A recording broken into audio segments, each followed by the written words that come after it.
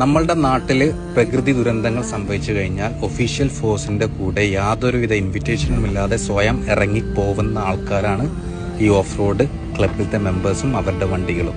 അതായത് 2 ആഴ്ച മുമ്പ് വരെ ഓപ്പറേഷൻ താർ എന്നുള്ള പേരിൽ നിങ്ങൾ തിരഞ്ഞു പിടിച്ച് ഫൈൻ അടിച്ച് മുടിപ്പിച്ച ഒരു സമൂഹമാണ് ഞങ്ങൾ. ഇതുവരെയുള്ള എല്ലാവിധ ഗവൺമെന്റും ഇതിന്റെ പേരിൽ എത്ര പൈസ വസൂലാക്കാം എന്നല്ലാതെ ഇതിനെ എങ്ങനെ ലീഗലൈസ് ചെയ്യാമെന്നുള്ള ഒരു നിയമനിർമ്മാണവും നടത്തിയിട്ടില്ല.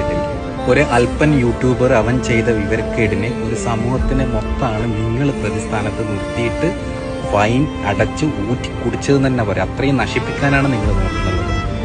ഞങ്ങളൊക്കെ പോലെയുള്ള ആൾക്കാർ യാതൊരു പ്രതിഫലവും പ്രതീക്ഷിക്കാതെയാണ് ഇങ്ങനെയുള്ള കാര്യങ്ങൾക്ക് മുമ്പിട്ട് ഇറങ്ങിയിരിക്കുന്നത്.